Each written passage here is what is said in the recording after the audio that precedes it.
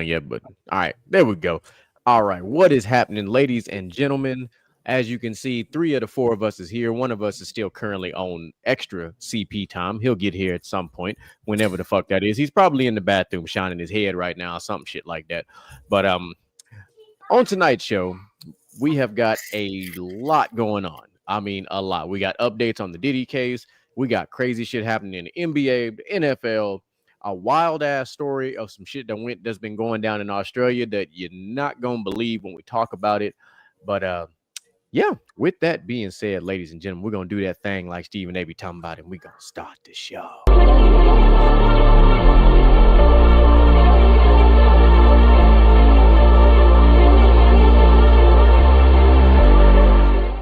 The following show is not intended for children under the age of 17. There will be foul language and adult content. Viewer discretion is advised.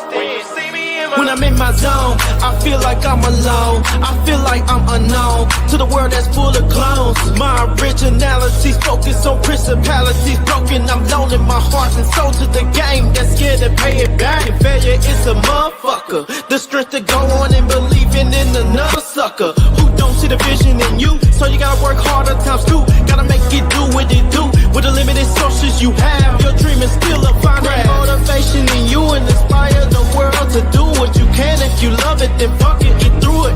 Yeah. Mumble mentality activated. I waited for so long. Get burdens I've outweighed. When you see me in my zone.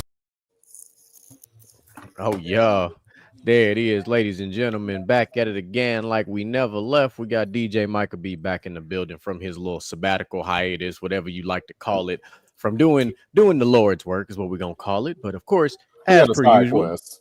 Yeah, it was a good little side quest. But tonight we have gotten away from the advocate, and today I'm gonna call myself Mr. GQ, the anchor man. And I'm simply gonna say, because I can.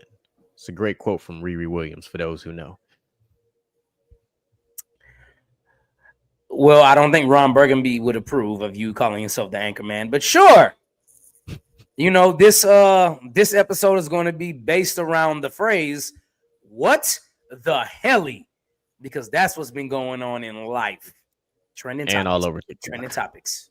What the hell? You know, with all these outlandish trending topics, it's like the world has just become Florida, the entire world. Sorry to, Florida got to catch strays, but it's Florida. Like God gave y'all free will and y'all choose to live there, but whatever. The Australia of the USA. Listen, the YN capital of the US.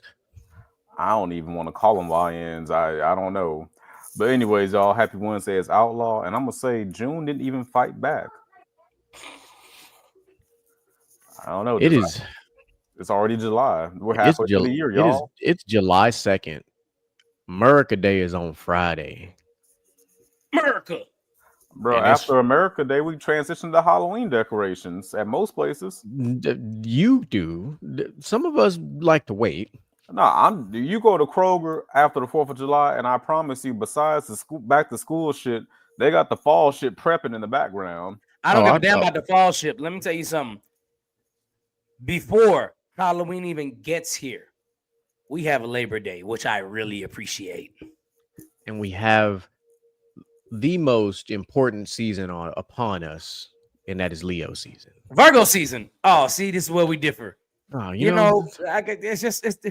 it's okay because we can differ, but if you put the zodiacs on a Mount Rushmore, Leos and Virgos would be there, so it's okay. I believe you're starting to sound like a space racist. You over there in the Fourth Reich in space or some shit, fucking looking at niggas' constellations like your constellation is inferior to mine. I'm gonna put you in a fucking camp. Look, Mel already know where we going. Already know where we gonna go. Here's what I will say. We are getting to the most important month of the year.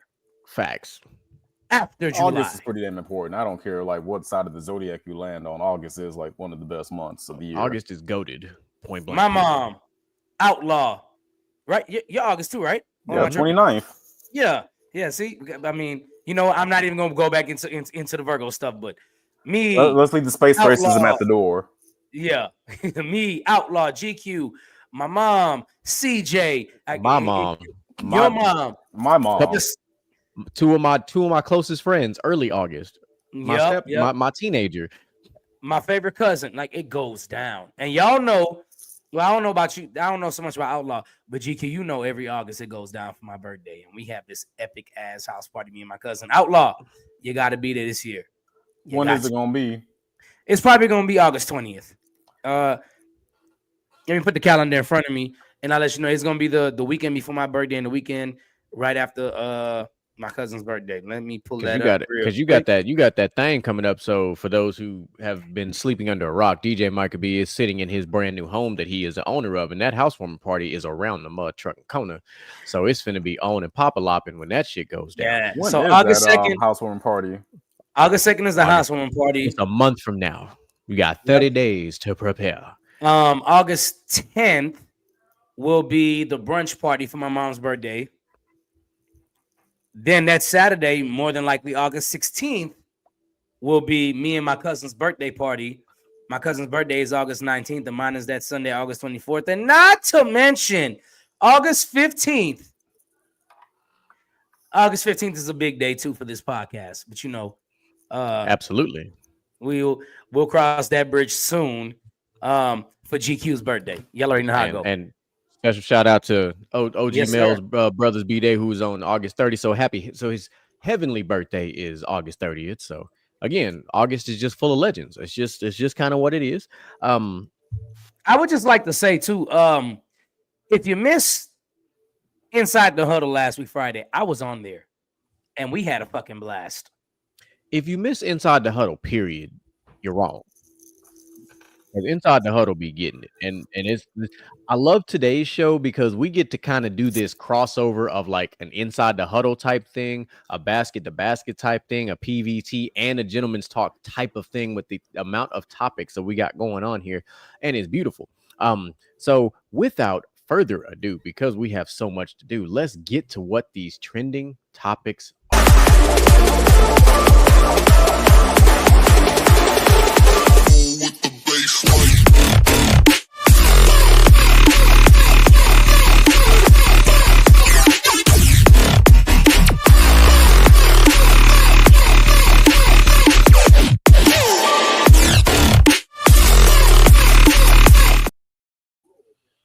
All right. So I know which trending topic you guys want us to start with, but we not. We got to build the anticipation. I want to start in the NBA.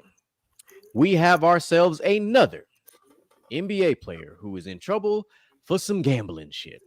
So, ladies and gentlemen, Malik Beasley, bring that ass to the front of the classroom because Malik Beasley is now currently under investigation by the FBI for gambling. But before that, prior to him starting this gambling thing, he was already having financial issues. Mind you, Malik Beasley had arguably a career year last year. He finished second in Sixth Man of the Year voting. He was on pace to sign a like a $54 million deal.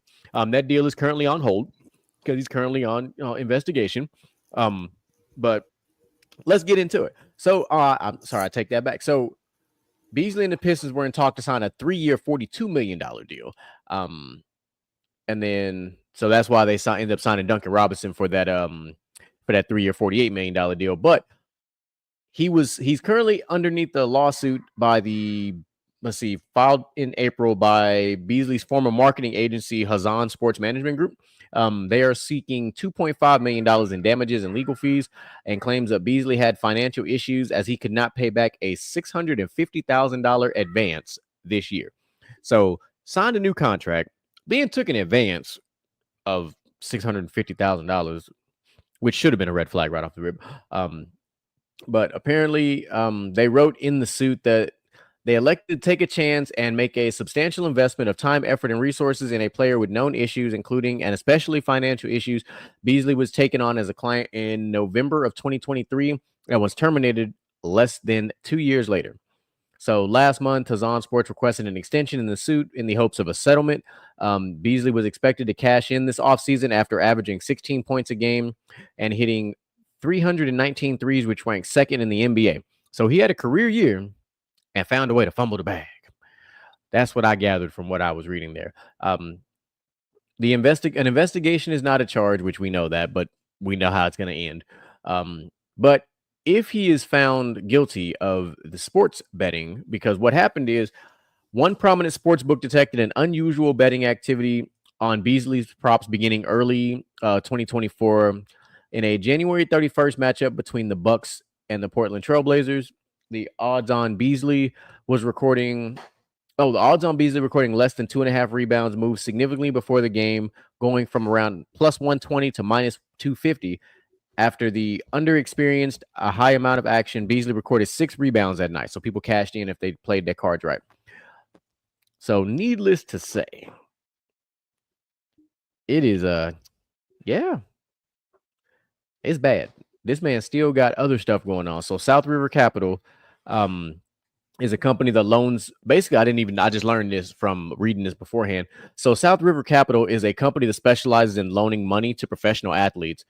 They won a $5.8 million settlement against Beasley in Maryland from court documents. And then in August of 2024, Beasley signed the deal with a Florida firm that provides bridge loans to athletes.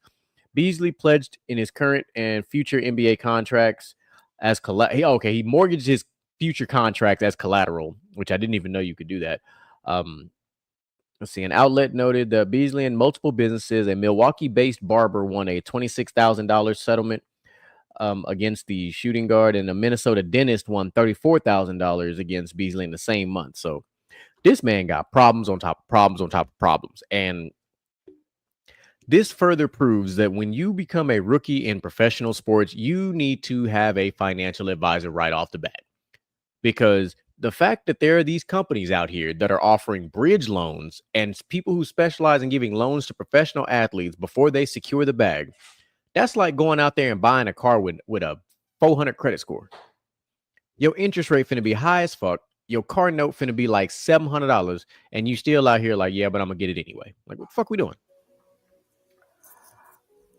I just think about like anybody who's been by a military base. As soon as you get off base, what you gonna see first? Car dealerships, and they're gonna get your ass for some interest rates higher than giraffe pussy. Don't be over there picturing how high that is. I'm not. That is true, John L. He fucked around and is currently finding out The hard way, but Mr. G. that's crazy. I don't understand. Like, I thought they gave these cats like financial literacy classes as soon as they sign a rookie contract. No. That's why I said that needs to be a part of just the like. I know they go to like a rookie symposium and all this kind of stuff like that, but even if and maybe this is just me using too much logic, but as soon as I get an agent and I get drafted and I become a professional athlete, I feel like at the minimum my agent needs to go ahead and like, hey, let's get you set up with a financial advisor. Let's get your ducks in a row. Like, let's make sure that we protect your future investment. Because if I'm linking up with a company and I'm basically betting on myself, I'm saying, you know what, I'm about to have a great season and I'm gonna bet my future contract as collateral for y'all to loan me some money. You have other problems. Yeah, like, why do you even need a loan at that point? Like, the amount of money that cat was bringing in, like, off his contract and probably from endorsements. God damn. Oh, like, what is he doing out there that's like just Where the fuck did this man find a giraffe emoji? Oh, hey, emojis been getting updated since 2020. I'm never gonna look at a giraffe emoji the same way now.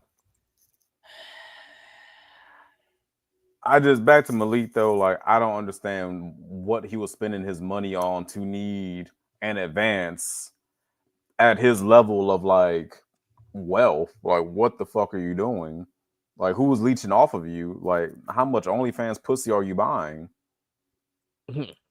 Well, that's the thing. He wasn't even spending that money on that. All right, so here's a breakdown so that we all can kind of understand it. So Malik Beasley's been in the NBA for 9 years. Came in 2016, 2017. Rookie year, he was making $1.6 million. 2017, 1.7, 2018, 1.7, 2019, 2.7. 2020 is when he secured the bag because he made 13.4 million. 21, 22, he made 14.4 million. 2022, 23, he made 15.5 million. And 23, 24, he made 2.7. And this past season, 24, 25, he made 6 million. So this man has made over $52 million in 9 years. And I be lounging and chilling. Like, bro, like that's money. That's that's money 50, you can live off that's of and your kids. so he made just shy of 60 million across 9 seasons. So Generational wealth. brother. So so let's look at this. Okay. So now the only problem that he would run into is state taxes because Denver got a high ass state tax. Los Angeles got a high ass state tax. So that 15.5 mil after the state tax, that's brutal. Milwaukee, not so high. Detroit, not terrible. And then Minnesota, I don't know how much of a state tax Minnesota has. Actually, Minnesota does have high ass state tax. I just It thought about does. that. They Do got have a social high ass state tax. programs, So and they're funded by taxes. See, I bet next time everybody listen to this podcast, I'm telling you now, everybody listening to this podcast, either go to Florida, Louisiana, or Texas. Big facts. I bet next time y'all stupid asses gonna listen. If you get 30 million on your contract, guess how much you're getting? Yeah. And see, here's the thing, like, right. So I put that up there because Mel, talking about LeBron making 52.6. Yeah, but after that state tax in Los Angeles, that 52 ain't shit. Yeah, like there are people who make 6 figures living in LA and living in damn near poverty. Like it's expensive out there. That's cool and all, but LeBron making 52.6 million in a year is not the same as a nigga making 6 figures. LeBron did it's not, but just saying in general. It's just an expensive place to be. So LeBron after taxes is probably making close to 30 million. He's all right. So all right. So here we go. So I got it for you. So here are the tax brackets for California because I use it because that's when Malik Beasley has secured the bag, making the 13 point some odd $million. So anything over $721,000 is a 12.3% tax. God damn. So 12% on a 12% tax on 15 million. That's still rough. Like, I'm curious. Let's keep 12. What is if we just go 10% on 15 million, it's $1,500,000, like easily. So yeah. So just 10% alone is over $1 million already. 12% of 15 million is damn near it's 1.8 million dollars. So okay. So all right. So 1.8 off the 15. So you still got like 14.2. Now you still got to pay your agent. You still probably got to pay your trainer. You still got to pay whatever housing situation, which the California housing situation is absolutely trash. So I'm genuinely curious how much this man really made. Now, yeah, that shit is crazy. Like, but yeah, I just feel like even living in a high cost of living state and this and that, like there is no excuse to go through that much kind of like that amount of money. Like, what are you doing? What are you fucking off? Yeah, like and then we hear about it all the time. A lot of times, like these cats will live like they'll team together, like them and one of their teammates, and they'll get an apartment and just pay a year lease for an apartment for a season. But they got property in the same places that we just talked about, like Texas and everywhere else. Like, look, I'm gonna go live. I'm gonna be over here during the season, but in the off season, I'm going home. Cause I'll be damned if I play for the Los Angeles Lakers and I'm gonna have a house in California. It's a hard pass. It's a hard pass. You better do what Chad from Cinco did. I'm gonna do exactly what Mel said. I'm just gonna go next door to Las Vegas and have a fucking house out there. Because it's probably cheaper. Vegas real estate is actually dirt ass cheap. That's what I'm saying. So like I might play in LA, but I'm not gonna live in LA. That would just not happen. If I'm gonna be on the West Coast Not already, I might as well go fentanyl. live. Oh God. Money in the cars. Oh Lord, John L. Not the. The hoes, I suppose. But Oh shit. I'm gonna say this: Go they ahead. don't even gotta cost that much. It do, because remember, we had this conversation. Remember, materialistic everything. Life ain't gotta be that expensive, man. Like I feel like as soon as you step outside, the air get expensive. That's true. Bro, like I just like to stay in my house where and enjoy my AC and my water that I done paid for. Mm. That yeah, That's true. You understand the but feeling now, Michael. You a homeowner. You understand like just being at home. I absolutely feel it. Yeah, shit. but Nigga, I I mean, come home and go to we work. had but remember, we talked about this before with it's specifically with individuals in the culture. They go from rags to riches, and they don't know what to do with themselves. They start buying all this shit that don't make no sense. They start buying every single Jordan that comes out. They start buying every chain. They start buying all these cars. The Like they don't. MC Hammer complex. Yeah, and instead of, and I'm not sitting here saying like, we would have done any better, because I'm not. We're talking from a different perspective, but because we've been through life, there's got to be people in the league of whatever sport you're playing that are literally just like us, right? That are OGs, old heads that'll be like, hey man, hey young blood, don't spend that check faster than you can earn it. I know y'all heard the Charles Barkley story, right? Yeah. The Charles Barkley and Julius Erving story, when Julius Erving was like, why you got so many cars? How many of those can you drive at one time? And he was like, one. And he was like, then why do you have more than one? And I was like, yo, that's real life advice. Because Charles Barkley was paying like 7 or 8 car notes at one point. Yeah. That's ridiculous. And I mean, yeah, like somebody like 21 Savage. Every time he make a song, it's about how many cars he got in his new garage, and it's like, how many times has 21 Savage driven those cars? Now, like, just now there's Mel's right to a certain degree. Most of the young kids don't, but there's a percentage of them that do. Like some of these NIL kids do, some of them don't. And we're gonna see. We're gonna see in the next 5 to 7 years, because NIL is about to get crazier. And I don't know if y'all caught this, and I meant to put this article out there that right now I think is it the SEC, I believe. The SEC is currently it's already happening, but PayPal is going to be the main source that pays out NIL money.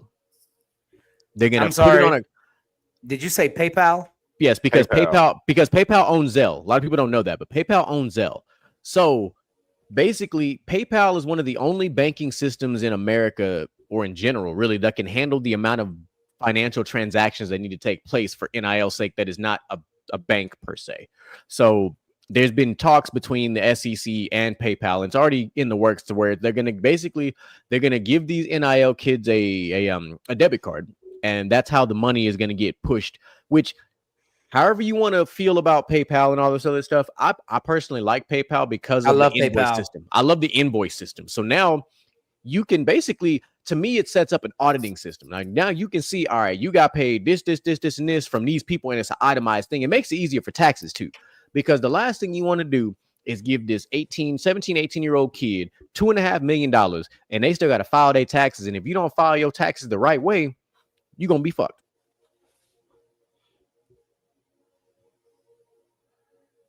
Man, I just know whoever has PayPal stock right now, boy. That or Zelle, really, PayPal or Zelle, either one of them stocks. They like, but the fact that PayPal owns, I don't know if they're separate stocks, but I know that PayPal owns Zelle, which is because they said that because they said so many people a lot more people use Zelle versus Cash App, which is smart. People should use Zelle more than Cash App. Most people's banking apps are attached to Zelle. Like I know I bank with Chase, and I have Zelle literally built into my app. Like, so that I got the Fargo, so hey, it's built in. Yeah, we know the Fargo got it. My credit union got it. My credit union also has it whenever I decide to use that. But I digress. I'm gonna get more. I don't even have to download a separate Zelle app. It's just in the app. Yeah, it's built into mine. But I'll get the I'll pull the article. We'll talk about it more next week because I was reading about it and I was watching the interview because they had the CEO of PayPal on Get Up. That's how I found out about it. So he was on Get Up and he was talking about it. I was like, I was very interested. So I'm gonna pull the article. We'll talk about it next week.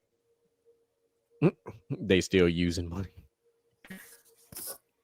I would hope they still using money. Well, Nigga. no, he's talking about the old, like when you watch it. I used to hand them envelopes.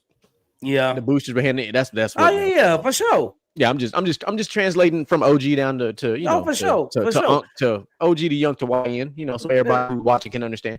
Yep. No, I hope they're still using money because a lot of these schools don't want to be tracked for taxes. You're right. But let's get to the second story because this is new.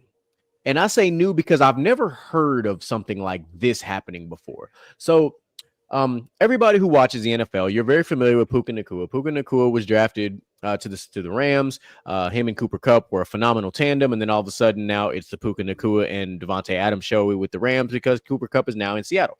Why am I bringing up his name? Because his girlfriend, which he's kept his relationship very private. He's had a very relative. They've been together since 2021. So his girlfriend has asked the court to confirm that the NFL superstar is the father of their unborn baby. So that seems normal at first, right? Here's where it gets kind of crazy. So right now she's 19 weeks pregnant and she wanted the court to affirm that it's his child. And then she asked the court to award joint legal custody over an unborn child and to give her full physical custody and only visitation rights to Nacua. So the baby hasn't even been born yet. And you already trying to establish, custody. Additionally, on top of those two things, she requested cash from Puka Nacua for reasonable expenses related to the pregnancy and birth, as well as the attorney fees. So where I get lost in this story is typically, if that's your significant other, they're not doing something like that. So somehow they must have gotten pregnant and broken up because there's no other way that your significant other, prior to the baby even being born, you still carrying the child. You're already trying to set up boundaries, get money. And mind you, he's an NFL player. I imagine probably using the NFL's insurance probably help with this scenario. I would imagine. But the fact that you're 19 weeks pregnant and you're asking for physical custody and you want him to pay for what will be deemed as reasonable expenses, which I guess is doctor visits and whatever care, all the things, right? And then you want your attorney fees paid for by him. You're the one who filed all this stuff. So why would he pay for something you filed, which you didn't have to file? You could have just waited another 12 weeks, give or take, and waited till the baby was born and went through the same process you're currently doing and then go from there. But instead, facts, she 100% was or is. So it's not clear why the documents have been filed, but just a few weeks ago, like in May, they were posting on social media, they were happy, gender reveal, did all the things, right? Did all the things that people do. The TMZ got a hold of this. They reached out to her attorney, but they have yet to hear back. And Nakua's agent said that they don't have a comment on the situation. Mind you, Puka Nacua is 24 years old. And I believe his girlfriend is somewhere, girlfriend or ex-girlfriend, whatever we're going to call her, is not too far away from him age-wise. But yeah, what are y'all thoughts on that wild-ass situation? I have never heard of a custody battle before the baby was even born. Didn't even know you could do that. That's news to me. Like everybody saying in the comments, like she playing the game. Like I don't know. I don't understand why these pro athletes don't get a vasectomy or freeze a sperm or wrap it up. Like I don't know. Well, and we always say timing is everything. And so the crazy thing is like they've been together since pretty much during COVID. So, and if I remember correctly, Puka Nakua I think he either signed a new contract or either he signed a new contract or he's playing out his rookie deal. Let me see. I'm looking it up right now. Okay, so he's currently under his rookie deal right now, which was a 4-year, $4 million contract. So, and he got a signing bonus of $244,000. So he hasn't even secured the bag yet. And he already going through the ringer. And he's already going through the ringer. So, in essence, he's annually speaking, he's making he's about a little over $1 million a year right now, but after taxes and all of his especially in back to this California stuff we just talked about, because we're talking about in Los Angeles of all places. I'm pretty sure his take home after all of his expenses is probably closer to like 607 million, 700,000. So he signed this contract in 2023. So he's under rookie contract till 2027 when he'd be a free agent. So he's got 2 years, which is about the time. So this is about that time when players start trying to negotiate contract extensions, when they got about 2 years left. So this will be interesting. But all of this is happening prior to him securing that bag. So it's hard to say that this scenario is about money, because it doesn't seem as such, because relatively speaking, he ain't got the bag yet. He's under his rookie bag, which is just based on where he was drafted, because I believe he was like a 4th round pick or something like that. So makes sense. But his next bag, he's drafted in the 5th round.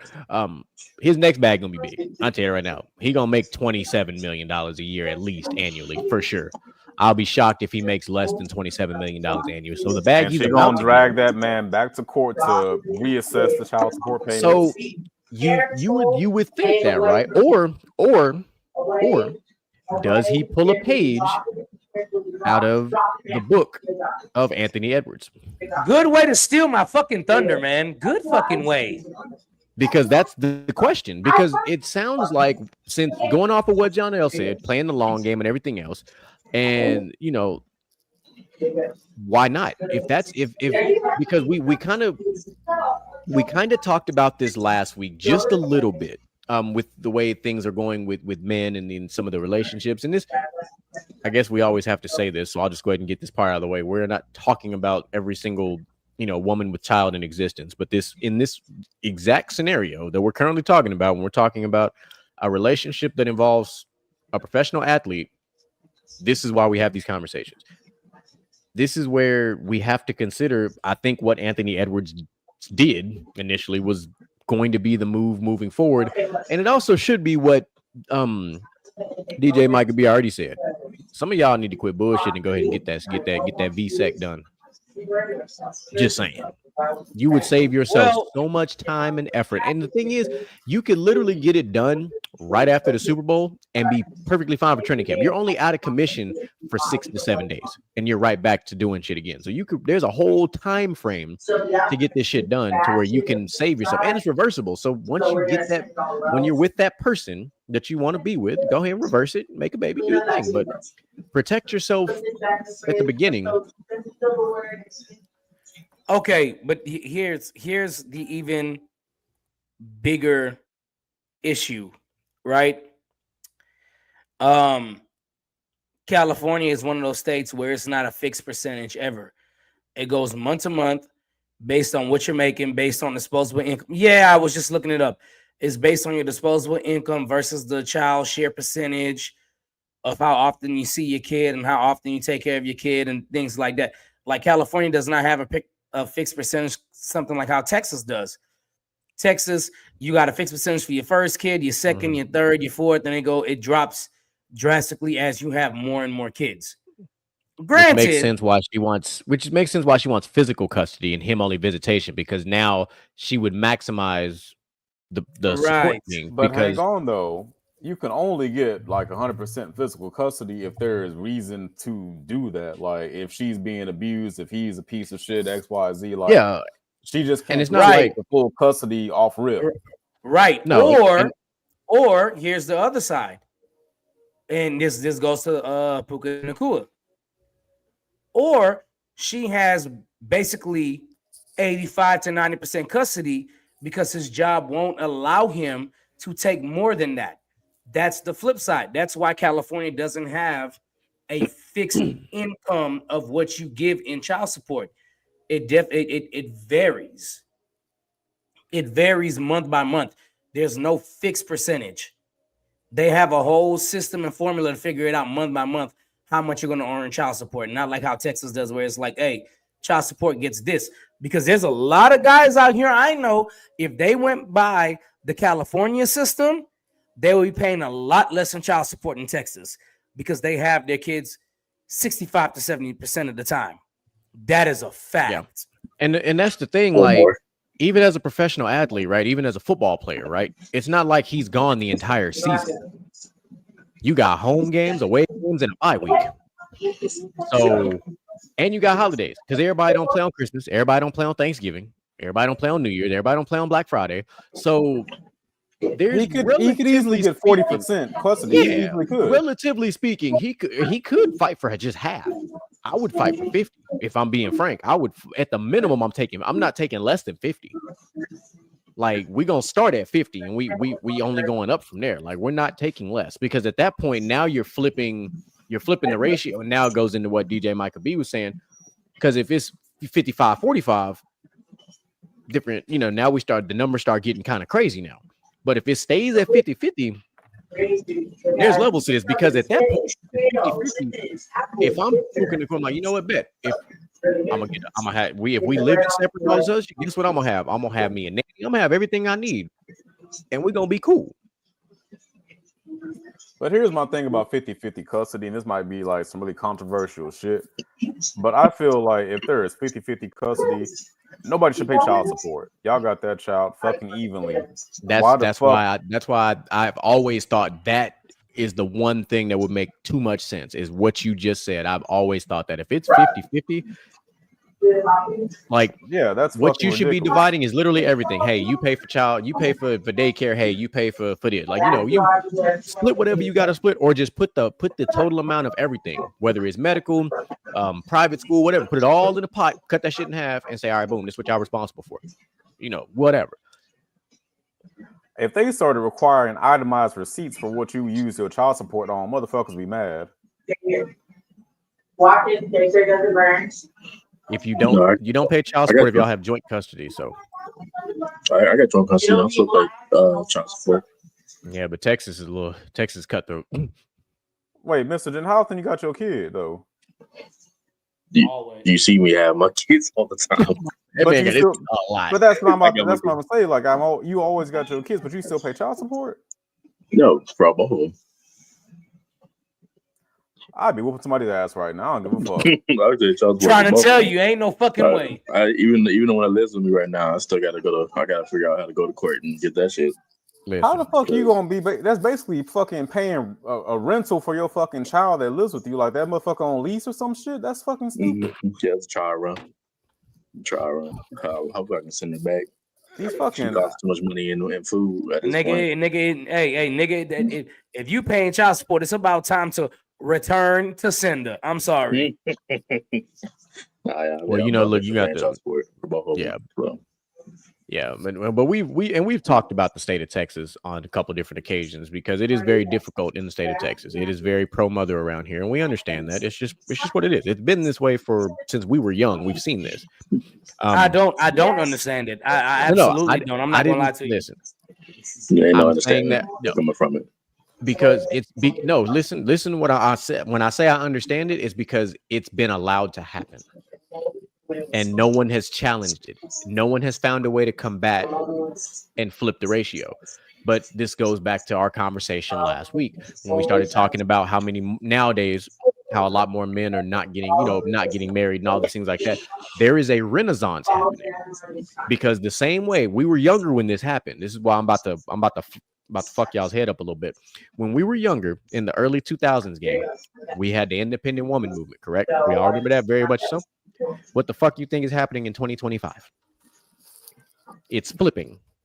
Yeah, because if you look at like the modern day American man, all of us can cook, all of us can clean, all of us know how to fucking change diapers and shit. Like, wouldn't say all, but yeah, a lot a of good chunk of us do. Like The, a lot of the things that we yeah. would have traditionally needed a woman for. Why? Well, And because Mel, guys like Mr. Gent still exist. wow. Damn. All right. But no, actually, Hey, good stuff, man. Good no, stuff. no. To Mel's point, though, there is No, I'm statistic just that fucking. shows. I'm fucking with Mr. Jen. Mr. Jen is actually a really good dad. I'm not He is a gonna good hold y'all on that. He's a really good dad. But no, to Mel's point, there are a lot of dads out there who just don't even try because they got it in their head. Like if they try to fight for their kids, they're gonna fucking lose. But they end up Well, losing And they'll by come not off and they're fighting. paying more. Yeah. Well, and the problem is because even a lot of those same men that fight, they still end up losing. And then when they lose, they don't just lose, they lose big to where they got to pay now all the legal fees and everything else. Like it becomes like an entire like, shit show. Now, the tough part is when you do fight, quote unquote, you got to have your bag with you. Like you can't just fight and be like, "Oh, I want to be here because I'm the dad." Like you have to have a bag. You have to know what you're quote unquote fighting for lack of a better term. Like you can't just be like, I'm the baby's pappy. I want custody. Like there's so much more to this. Like if you look at it, right? Because this is why I said, we understand it because we were taught as kids in society, just in general, that for some odd reason, right, that the mother was always the defaulto parent in these scenarios. It was just the way we were all brought up. We all saw it. Culturally, we saw it. We saw a lot of single mothers. A single dad was as rare as a unicorn back in the day. Like when you saw a single dad, you was like, yo, that's crazy. Like it's so foreign that it didn't make sense when you saw it because it just wasn't common. Typically, if you saw a single dad, the mother typically was incarcerated, strung out on drugs, or passed away. Like, am I wrong? No, those are generally like the only scenarios where you would see something like that. Exactly. And that's when we were younger. Now, as adults, we see it more. Hell, me and Micah have a friend that's like that right now. Like we got a couple of friends actually that are single dads because now a lot of it's the younger mothers, not necessarily the mothers that are in like our age bracket necessarily. It's the ones below the tier below. They want to get back out there and run the streets as opposed to, having children. There was a situation. I think it was somebody that we know, like they had kids together and then she was like, I don't want these kids. And she left. Just left. And you're like, damn, like that's how you feel? Okay, my bad. Why'd you carry on that for? I mean, we don't talk enough about the fact that like a lot of women just aren't mother figures. They don't have a maternal instinct in them at all. And same thing for dudes. Some dudes just ain't equipped to be parents. Like, Bro, like my bad. Allah, go ahead. No, I'm just gonna say was lagging. We'll talk about like how dudes will walk away from their families, but it can happen on the other side too. It should be like that. I want to put an emphasis on this, and the guys that want to be good fathers to their kids always get the shit end of the stick with bad baby mamas. Perfect example is happening right before our eyes with DDG. They said this man can see his kid only between 9 a.m. and 6 p.m. It got to be within 3 miles of Halle Bailey's hotel in Italy. It got to be security and a nanny to see his child. Yeah. This is like, you know where everything went to shit? When everybody said, or when the legal system deemed the mother 75% more important than the father, when the mother couldn't have a kid without the dad. That's when it went to shit because they're the mother and they had to carry the child. They're more important than the father. And that's absolutely not fucking true. And it never could be true. Our whole life. It's not in the way they did. It came out my balls. This guy. I get what you're trying to say, but in that regard, it's not the same thing. But I get what you're saying. I get what you're going for, but no. So even with your dumbass comment of it was in your balls, okay. But let's no. Let's take it deeper than that, okay? let's just say Whoa, pause. after somebody is born, after a child is born, a mother and father stay together. Who's expected to be the breadwinner and be the provider of the family? The father. And if they do stay together, who's normally the breadwinner and provider of the family? The Father. father. So the father's already providing more financial support most of the time than the mother is. And then when the father and the mother break up and the mother is making less, they grant the mother custody and tell the father, oh, you got to pay in abundance to support the child.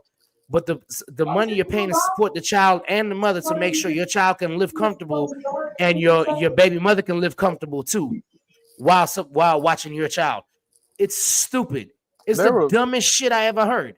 There was a guy I saw on Instagram years and years ago, and I probably can't find it if I look for it, but he was basically saying, like, if I got to pay you child support to keep our fucking kid, just give the kid to me because I don't need the money. Like, I'm not asking you for child support if I had the kid. So, like, why not give the kid to me? Like, I'm more financially stable at that point. It's funny you said that because Mel just said the same thing you just said. Yes, thank you. If you're paying for everything, just have the fucking child. Whatever. That's the crazy thing. Like, dads really don't ever ask for child support, even if we had a kid. The only times you really see it are in these celebrity situations, like Kevin Federline. Yeah. Child support for Britney Spears, Kelly Clarkson's husband. Spousal support. I don't blame him. But I'm saying, like, you don't hear about it on the regular folks side very often. I would just like to say, I would just like to say, go get your money, King. You goddamn right. Go get your money, King. I've always said that the way it, in my mind, right, and the way it should go is just like, if it's hard to quantify the situation when it's what we've just talked about, when it's the majority breadwinner is the father versus the mother, like that, it makes it a little tricky. But in a situation where it's relatively close-ish to even, I've always said, evaluate, one, the income, two, evaluate who's been buying what, who's been footing the bill, if you will, like, and then go from there. Like, look at the entire financial report and then go from there. And if one parent's been essentially footing it, it just makes too much sense.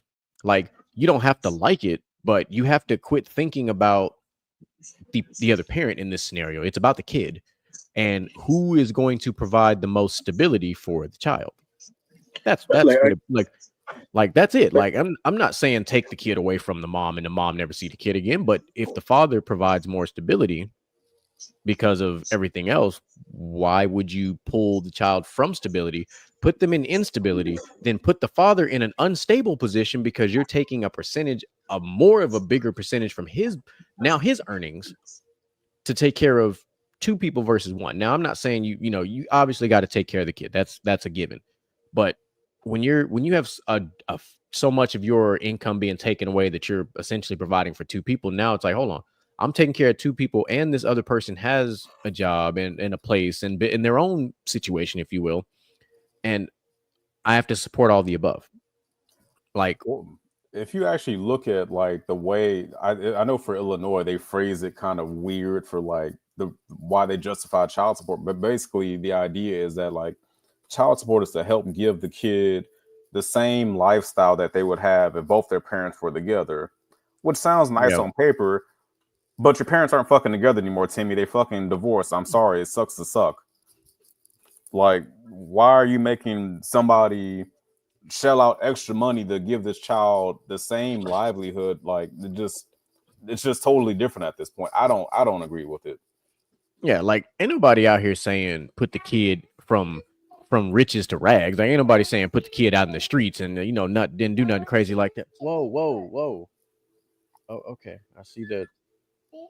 Oh, okay. I'm being shown a kitty right now. No, when the kid shows you something, you got to play along. But I guess my point I'm trying to make is, once y'all are separated, like, it's not supposed to keep up the lifestyle. Yeah, like that, and we obviously we see that more with these celebrity couples when they divorce, because it's like, one person was making basically built their legacy, if you will, and the other person, I hate to say it this way, but didn't. And now all of a sudden they divorce, and the other person's like, nah, I want 40% of what you built now. because I was there or I was a part of it, and it's like, well,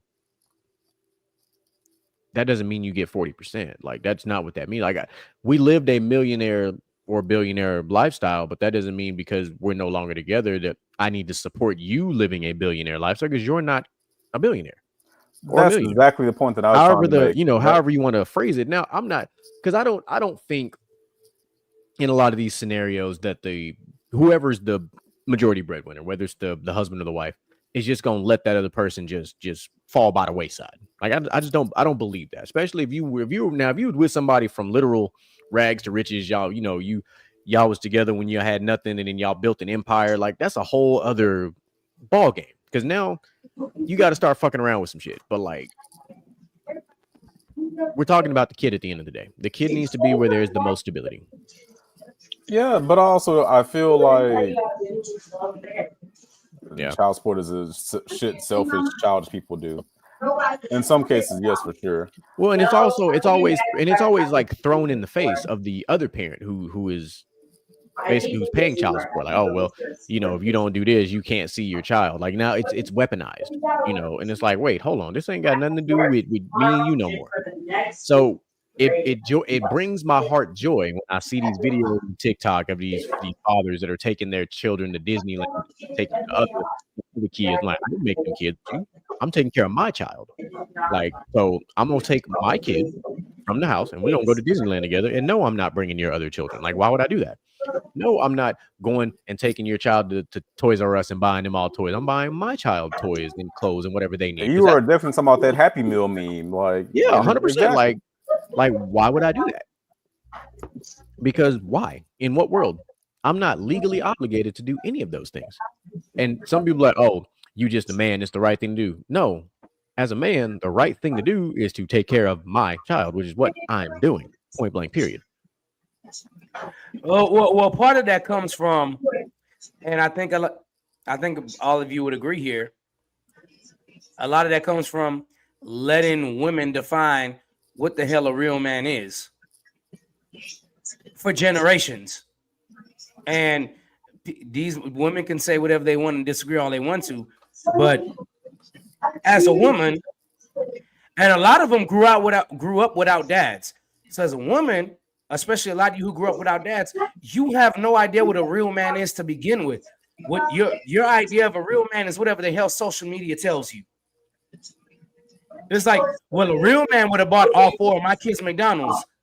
No, a real man will take care of his kid. Now, if a real man has extra money and wants to do it for the rest of your kids so the kids don't feel left out, then okay, cool. He'll do it. But we're in the generation. I'm gonna stop you right there, DJ Michael. I'm gonna stop you right there. If you got 4, 5 kids and different daddies, what have you, first of all, you trifling. Second of all, whoever wants to pull up to provide for their kid, they doing their job. You should have picked better niggas to have kids with. I'm sorry that 3 out of your 5 is missing out on Disney. I ain't sorry. You know what? You're right. I'm not sorry because they got a dad, and if they want to have a Disney experience, talk to their fucking dad. So I'm gonna say this about the whole child support situation.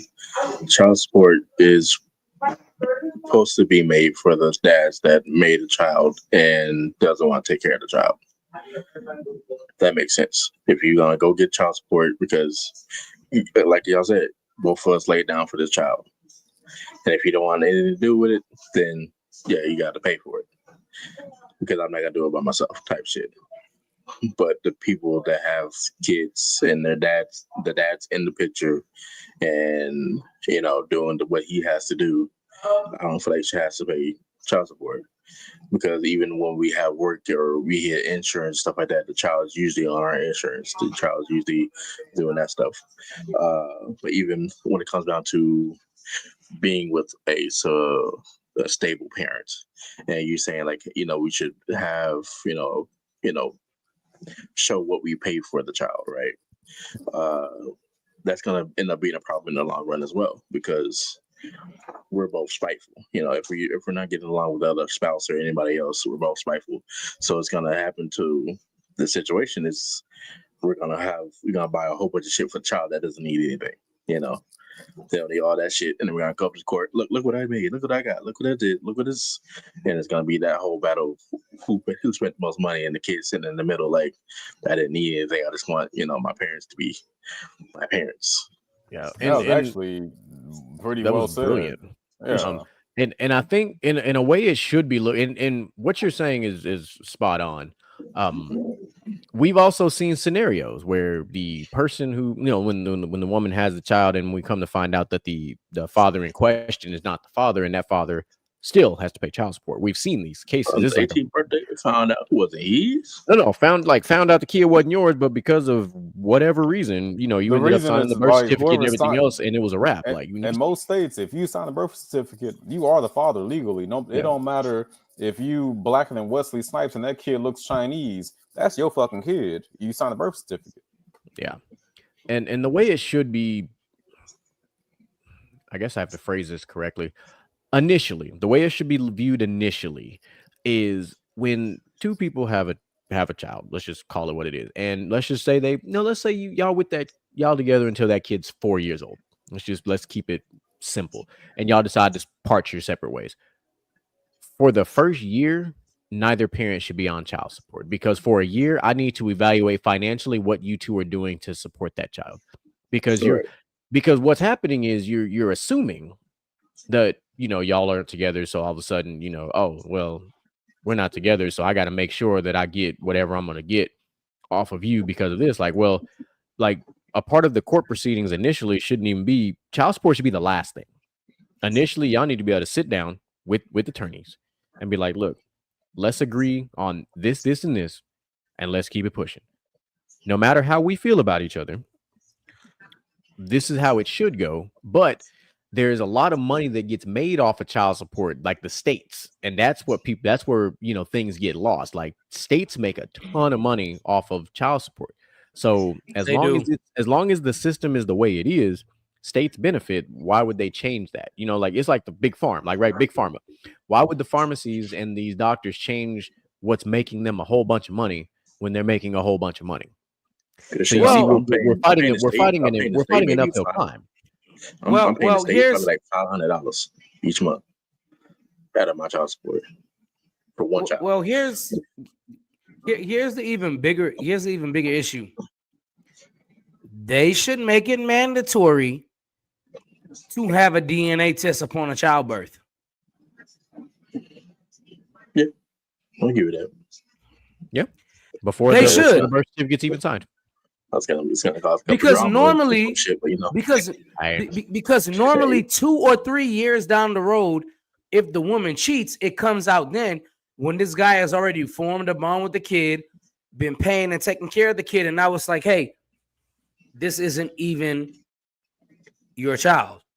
So even that situation, like even being with the child's mother for 4 or 5 years, and then they like, oh, we're gonna put you on child support. We shouldn't have to pay for that back child support since they was born. Yeah, that's stupid as hell. You over here back now. If you want to, back child support is now. If you delinquent on payments, that's one thing. But to basically retroactively be like, all right, well, let's go ahead and backdate this to the day after they were born, and this is like what? No. We're not. I was there. Doing that. Yeah, because you don't know. You definitely don't know if this person has been doing for the child the whole time. No, and there's no way. There's no way to prove it. But not without financial records. Right, but most niggas do not keep financial records because they're either engaged or they're with the person and they're not keeping up with financial records on what they do for the kid because you're in it with the mother and at that point you think that's the love of your life. You think y'all ain't never going to break up. You think you're going to get married. You're going to be good, this, and that. And a lot of times it's not the case. Yeah, sadly. Yeah, but you know what's crazy about that? Even if you don't keep quote unquote financial record, your banking app does, and you can pull transactions for the last couple years. Well, now, obviously.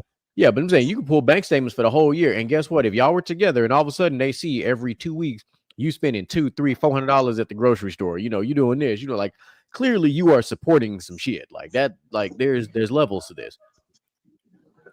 Well, yeah, obviously now, but back in the Yeah, day, back then, now you would have to yeah. keep receipts and keep them in a accordion file. Like, you'd have to do a bunch of crazy shit. Yeah. So now that we've gone on that tangent, let's Hey, keep. We're gonna go ahead. excuse me real quick, because I'm about to cuss the fuck out of this dog because he won't shut the hell up. Uh-oh, he about to go fight a dog, y'all. So while he's taking care of four-legged activities, we're gonna keep it with the NFL. We have one other NFL story that we got to get to of another.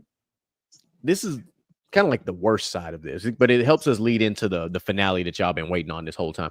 But there was a Buffalo Bills player who was first round draft pick. His name is Maxwell Harrison. He has been accused of sexually assaulting an Ohio woman in 2021 when they both attended the University of Kentucky. So the lawsuit was filed literally on Tuesday, so yesterday. Harrison met the woman who identified herself as Rebecca Hendricks in early 2021 when they were living in the same dorm. So that March, the way the lawsuit is written, Harrison went to Hendricks' room without being invited and followed her into her room after she declined to hang out with him. After Hendricks expressed non-interest in engaging in sexual intercourse with him several times, Harrison forcefully removed her pajama shorts and sexually assaulted her, according to the lawsuit. So Harrison has not been charged with the crime, and his agent didn't immediately respond to messages seeking comment on Wednesday. So here we go again with people doing dumb stuff. Now, we don't know the full extent of this scenario, but it still always will raise a red flag when you are under this kind of scrutiny. Because what are you doing? It's already set up. Y'all were at the same college. Y'all were in essentially co-ed style dorms, is what it sounds like, and this type of activity is going on. Like, come on, dog. Like, some of these youngsters have got to make smarter decisions, because things are only going to get worse and worse as the years go on, because social media is a thing. And and me and Micah have talked about this on so many occasions.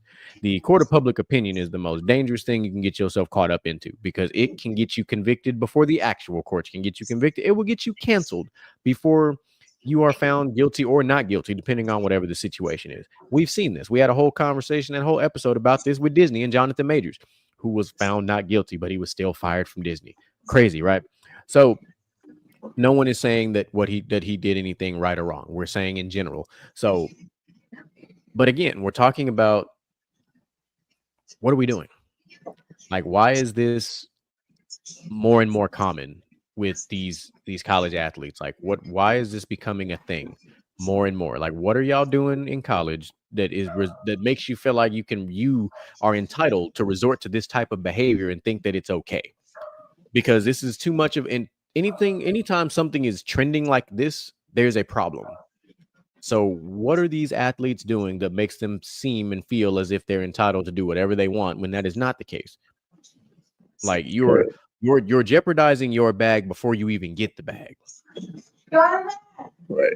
I never understood why they wait so long to have these stuff come out like that, though.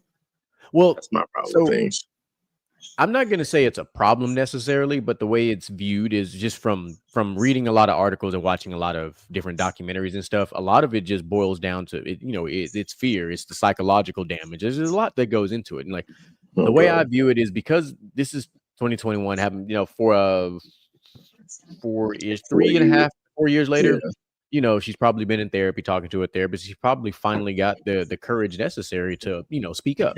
So in these instances, like, I don't blame the victim, if you will, in these scenarios, because we don't know what kind of mental battles they were dealing with. Some people can't go through something as traumatic as this lawsuit is claiming and then immediately be like, I got to go file a report, or I got to go to the hospital and do a essay kit. Like, some people, it's just, we've seen enough Law and Order episodes to see, like, it's like a lot of these victims, it takes time for them to come forward, or it takes one brave victim to come forward, and then all of a sudden, here comes 2, here comes 3, here comes 4. Insert the R. Kelly trial. Like, sometimes it takes time, So and we don't every human is different. Some people could probably come forward sooner, some can't. And that's just, like, the reality of the situation. This one I'll be keeping an eye on, because this is like, I don't know. This is the it's very descriptive. So it's like this cat might not even set foot on a football field. Like Yeah, like the way yeah. this lawsuit is currently written. Now the Bills haven't said anything, but we also know how the NFL is with how these things kind of go down too. So time will definitely tell on this one. But this literally was this article that I'm reading from ESPN.com was posted literally today. This lawsuit was filed yesterday. So yeah. So there's that. What do you think, Mark? You said this happened in 2021? Correct. Yeah. Yeah, happened in 2021 when they were both in college.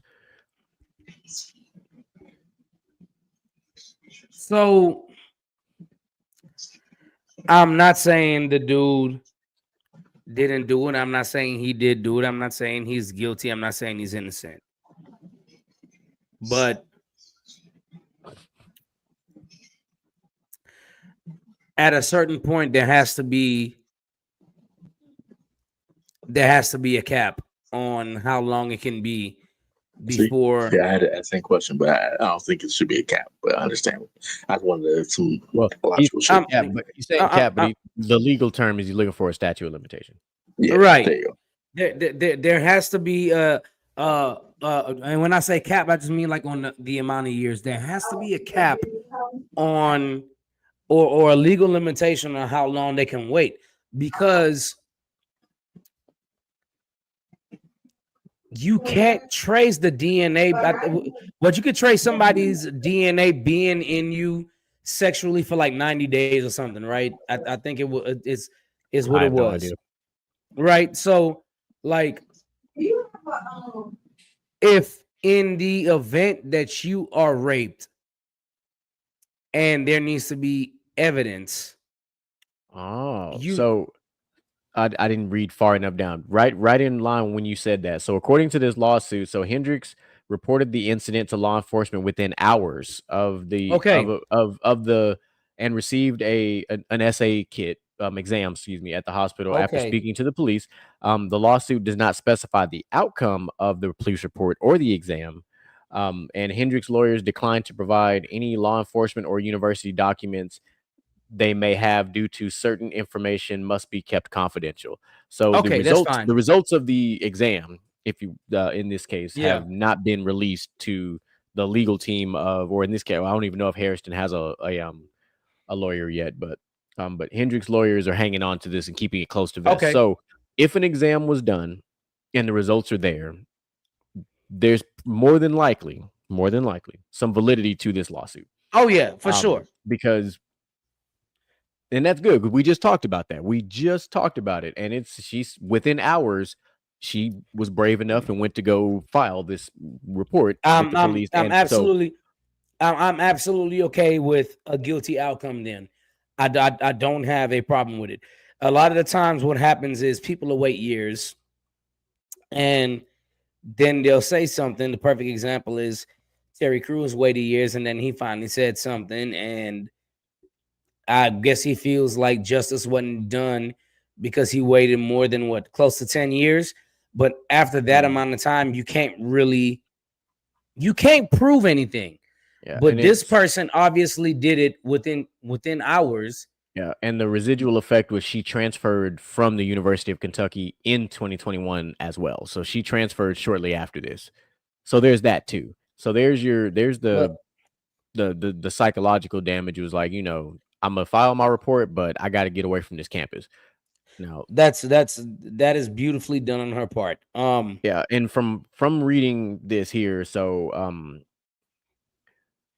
she couldn't comment on the lawsuit, but they said that essay allegations are thoroughly investigated and can involve police, Title IX, student conduct officials, and other legal entities. So if a student is found to have violated the Code of Student Conduct or such charges or discipline measures pursued and aggressively to protect our students. Now, the last part of that won't pertain to this case because neither student is at the university anymore. But now it's going to be in the hands of police and those of and things of that nature. And well, now it's currently legal proceedings. So we're going to see, um, because this lawsuit was filed basically yesterday. Um, this will probably come to a head right around when the preseason's probably going. Like this one will probably move fast, especially because once they get into the courtroom and then Miss Hendricks's legal team pretty much produces the results of the exam, because that's going to be the first thing that it's going to be the first thing that Harrison's attorneys and them are going to ask, like what were the results of the exam, because that's really going to be your smoking gun, to use a term we see on TV all the time in this entire case, is what were the results of the kit? Does the DNA match such and such? So that's going to be, time will tell on this particular case. We'll keep an eye on this one when everything comes to a head. We'll come back and we'll revisit this. Now that we've done all that, get to why we're here today. Let's talk about it, because it happened. Oh, so as of today, Diddy was denied bail as he awaits sentencing. So there's that. So here's what we discovered. So basically Diddy was denied bail after a jury found him guilty of 2 counts of the 5. The 2 counts that he was convicted of were the lesser of the ones, for lack of a better term, because somehow and I'll get to that part here in a minute, but he was found guilty on two counts of transportation to engage in prostitution. Judge cited Combs' history of violence and past illegal conduct while explaining why he declined to release Combs and awaits sentencing. So while Combs was acquitted of the most seriously charged, which is literally the racketeering, conspiracy, and sex trafficking, he's still facing up to 20 years in prison, since the maximum sentence for each one is 10. The hearing will be next week to address the scheduling of his sentencing. Basically, prosecutors accused him of leading a criminal enterprise made up of some of his closest employees, alleging they used threats and violence to force Cassie Ventura and another woman, Jane, to engage in drug-fueled sex acts with male escorts. And Combs' lawyers argued that the sex acts were consensual and merely preferences. So clearly there are 2 sides of how they viewed these activities. The part that throws me off, let me go back to this other one. So he somehow got away with the racketeering, the sex trafficking of both Cassie Ventura and the Jane Doe, but they got him on the Mann Act transportations. So the reason those 2 came about is because when the jury initially came up with their rulings, their votes and whatnot, Diddy's attorneys wanted them to they wanted to enact the Mann Act, which means wanted them to go back and deliberate and say, hey, you guys didn't have enough time to go over the facts, so go back, discuss this more, and then come back 24 hours later, which is why we insert today when all this has happened. So I have a feeling, had the original verdict been read, he would have got with 4 out of 5 of these, because the understanding from all the legal people that posted and talked about this is racketeering was the main one that they were kind of back and forth on. So, which is the biggest one, because that one would have held that's you talking 50 plus years gone by itself. Like that one stands alone. So now, mind you, if he would have got 4 out of these 5, like what I believe originally would have happened, he'd be gone for 70 years. Easy gone for 70 years. If he'd have got caught on all 5, oh yeah, my man would have got life. He'd been a wrap. He just would have got life. Well, first off, I wanted to say hi to China. Second off, what's happening, China? Diddy knew too much. He knows so many people. Like we already knew he wasn't going away for a long time. If he went to jail, he'd expose everybody, and we can't. Well, they can't have that. We can, but they can't. Yeah, it looks like a classic case of, we'll call it billionaire influence. He just knows who likes to get their buckhole, touched and shit like that. And this situation is bigger than like the Epstein situation, because the Epstein list came out, but like what's actually materialized from that? Like, let's think about that. What actually materialized from that? Who got in trouble? Nobody. Maybe Prince Andrew, but nobody really. Epstein and his secretary. Epstein killed himself in prison, and then the secretary just so that's all. This situation involves probably even more prominent figures that somehow avoided being named and all the things of that nature. And now some of these shows that are coming out are like basically trying to slam Cassie and all this other stuff, saying, I'm like, hold on, and this whole case is already fucked up off the jump. Like, if you have been watching this case from the beginning to now, there's no way you can say with a straight face that you thought that Diddy was innocent. There's no way. You could take people who don't know anything. We can take people who know nothing about Diddy. If you just took the transcript and read this to somebody, they'd be like, there's no way that guy's not guilty. Like, there's no way. Because if you just read it, if you just read the transcript of this entire situation, you're like, that guy's got to be guilty. Like, if they put that into a movie, a short film, an episodic, thing on TV, like, you would have thought in the finale that he was going to be guilty. You would have never thought what happened today happened. There's no way. Well, we got to stop talking about there's no way, because we've been proven time and time again that just because we know somebody guilty don't mean you can prove it. That's the prosecutor's job, and the prosecution, they probably didn't do their job very well. I just feel like the problem is because this case started with the FBI. The FBI don't make a lot of mistakes. They really don't. When the FBI got like what, a 95% conviction rate? So when the FBI was the FBI are the first people that picked up this case because of the racketeering and everything else. Normally, when this happens, by the time that feds are coming after you, they already got shit on you. Yeah. They don't just show up and be like, hey, we think. The FBI don't think. Yeah, once they approach you, they already have a case that they've constructed. Yeah. They just want to see how bad you're gonna fuck yourself. Yeah, 100%. Like when you have the feds coming after you, and they have there's a word they use. I can't think of it right off the top of my head right now. Whenever the feds come after you, an indictment. There we go. Whenever the feds come up with an indictment, you already in trouble. They already got what they need to get to fuck you up. So what the fuck happened between that and July 2nd that has changed? I can tell. No. See, I can tell you exactly what happened, because here's the whole thing. All right, what Diddy got approved, what Diddy got convicted of, was moving somebody through state lines, moving a minor through state lines for prostitution, right? Yeah. But for the racketeering charges, here's the problem with that. Everybody that testified on the racketeering charges, RICO charges, whatever you want to call it, in some way, shape, form, or another through text message, they all consented for the bullshit to happen. But they all came back and was like, well, we didn't agree. But through text messages says this, this, and this, and this, this, and this. Cassie fucked herself from the beginning when they pull a text message talking about, I can't wait for the freak off. I can't wait for this, this, and this, and I can't wait for this, this, and that.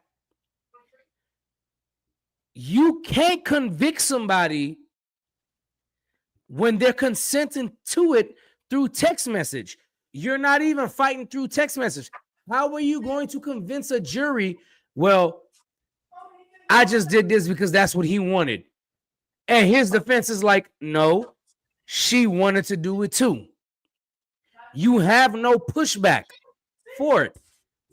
That's where the biggest thing comes in between racketeering or any RICO charges over all of it, which is obviously RICO is, engaging in illegal criminal activities that result in money and things like that.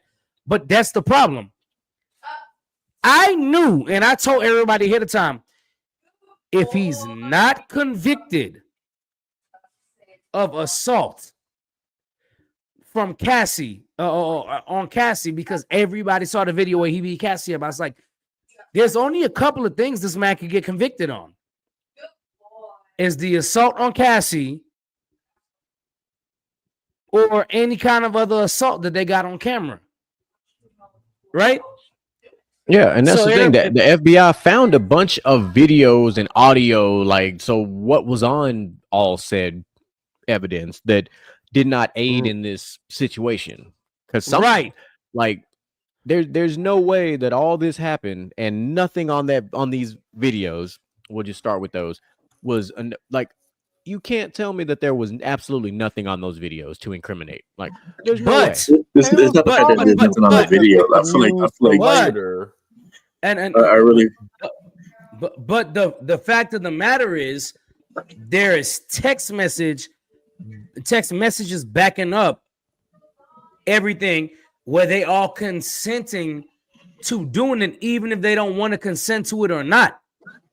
So now, when you're giving consent, and I'm not saying Diddy is innocent, I'm saying what the judge is looking at is like, hey, there's a whole bunch of text messages where Cassie is like, oh, I can't wait for the freak off. And the next person, oh, when the freak off comes about, we're going to do this, this, and this. Oh, the freak off, this, and that. The freak off, this, and that. There's a bunch of evidence that Diddy's team brought saying, look, they had no problem with the freak offs, even though common sense will tell you they didn't agree with it. They were trying to stay on this nigga's good side so they can get money. But the fact of the matter is that evidence in the phones and the text messages on themselves, like, hey, they don't care whether or not it happens as long as they get paid. That's what the court has to look at. And unfortunately, a lot of these people fuck themselves agreeing to it through text message to do the freak offs.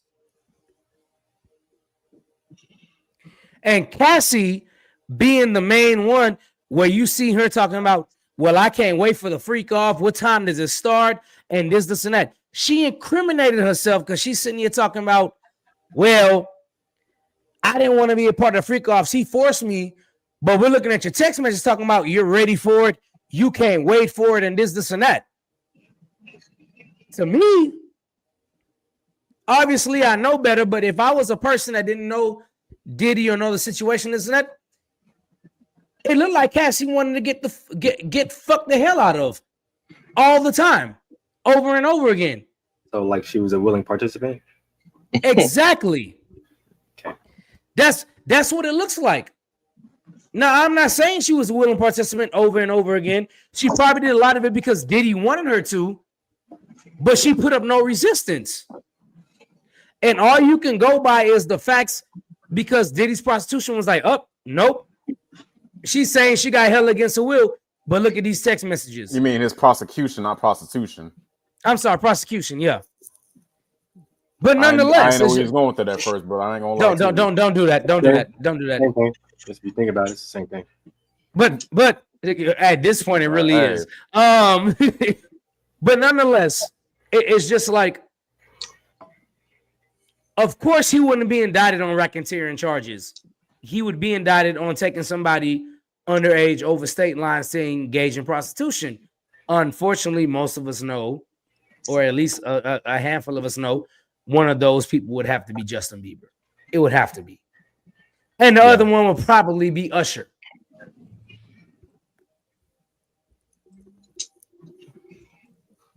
Fair point. Fair enough. I've said what I got to say, so y'all take it and run with it. I mean, I've already voiced how I feel about the diddler, what have you. Like, call him what you want. The diddler, one of the funniest ones I've seen is they took the Undertaker and called him the booty taker. I mean, accurate. Shit. Like, here's one thing I'll say about this whole thing, right? First of all, it's always fuck Diddy. It's been fuck Diddy since the 90s. But not literally. Not literally. No, not literally. No, not literally. Wow. As we know how he gets down. First off, I'll say I knew they wasn't going to get him on the RICO charges, because if you follow Diddy's career, it's trying to put that he hasn't been a prominent music producer for years is just outlandish. So we all understand how he's earned his career and made his millions. So it wasn't like he was selling drugs or funneling money somewhere to try to fucking. No, he made his money legitly. Yeah, can't really knock him there. Can't take that away from him, right? So when it comes to all that, yeah, sure, people can be mad about that shit, but it is what it is. Where they fucked up at, right? They fucked up by putting Cassie on the stand. You don't put the victim on the stand after she's already went through with the case with this nigga and won. Because you just gave the other side hella ammo to now pick holes in her little story, right? Not to mention, she was pregnant. Yeah, exactly. So when they pick holes in the story, right? Because now she's on the stand, because they're not talking about just a regular case that she went through. They're talking about other things, right? So now they have to ask questions about these other things. And when you're attending these other things willingly, and there's receipts via text message, they don't have to prove. This is what a lot of people forget about, the court of law. They don't have to prove that he's innocent. They never have to prove that he didn't do it. All they have to prove is that there's reasonable doubt. That's all they have to do with the jury. All they have to do is go to the jury and make sure that if there's one person in that fucking jury that has doubt, that's it. I mean, Moo was right. I said this shit earlier. Like, we all know he did it, but the job is to prove that he did it. Like, no one improving is two different things. Exactly. Yeah, it goes back to what I just said just a second ago, is the fact that she was also pregnant on the stand. There are 4 fathers on this stand, and we understand the differences between our significant others prior to being pregnant, while they're pregnant. That's 2 different people. I'm not saying it's a bad thing. I'm just saying it's 2 different people, because there's a lot going on. And then you put them in a high stress, because mind you, after the first, I think it was the first day she was on the stand, she had to go to the ER because she was under so much stress they thought she was going to have an emergency birth. Like, that should have told you everything you needed to know about what was going on. Like, she shouldn't have been on the stand. That's what Moo said is 100% right. She shouldn't have been on the stand because she's, it's not that she wasn't of sound mind. It's just that your health and everything else was far more important than anything else. The health of the child, all these things. And that is a different, the amount of stress that because you're facing your demon, your monster, whatever you want to call it. That person is literally sitting right in front of you, and you're just supposed to, keep a straight face and tell your story or tell your truth or whatever it is you got to do. But now you see the person, and then you have to relive all that trauma, all that stuff. Granted, everything that Micah says 100% right because of the text messages and all the other stuff, but trauma is trauma. Yeah. Doesn't matter where it comes from. Trauma is trauma. And when you have to relive it and you have to rip all those scars off and relive it in the moment while you're also carrying a child, that just does not sound like a good environment to be in. Sounds actually dangerous, to be honest. It's crazy, dangerous. Because saying all of that, they put her on the stand knowing that the other side is going to grill the fuck out of her and don't care about her being pregnant. And they're expecting her, because she's pregnant and because she's in a situation like this, to say shit that is probably not going to be coercive or probably not going to match up with the shit that she said before in prior cases. Like I said, all I got to do is poke a hole in the case. That's it. All I got to do is poke a hole. And for one person in that jury to sit up there and be like, yeah, nah, I don't think he did it. Yeah, and legally, there's nothing that her lawyers could have said. Like, there's no legal term for inducing stress on someone. Like, yes, there's badgering the witness, but that's not what they were doing. Like, badgering the witness is a whole different thing. They weren't coercing the witness because they were just asking questions. They were getting her to talk. That's just communication 101 is when you want to find the answer to something, keep the person talking. Keep them talking. The more people talk, the more they're going to tell you. The more you're going to get to the bottom of whatever it is. In my other profession, I am taught to go for no. I want you to say no, because the first time that you say no is not the actual reason why you're saying no. My job is to figure out what the actual reason is. I want you to say no multiple times, because by the time we get to the 3rd or the 4th time that you've said no, you finally told me the actual reason why, or the objection, or whatever the case might be. That's just communication and psychology in a nutshell. Yep. The more you talk, the more you let out. The more you expose, honestly. And that's what happens. Put it on the stand. Attorneys, and attorneys are taught, like, when you're asking questions, it's like driving a boat. You ask the right questions to rock the boat, but the boat is still on course. You steer the conversation the way you want it to go based on the open and closed-ended questions. You ask more open-ended questions because now you have to respond with an actual answer that is not yes or no. There's levels to this. So the more they let her talk, the more they're like, yeah, just like what Moose said, half of what she said was like, that ain't really it. Like that's how it went down.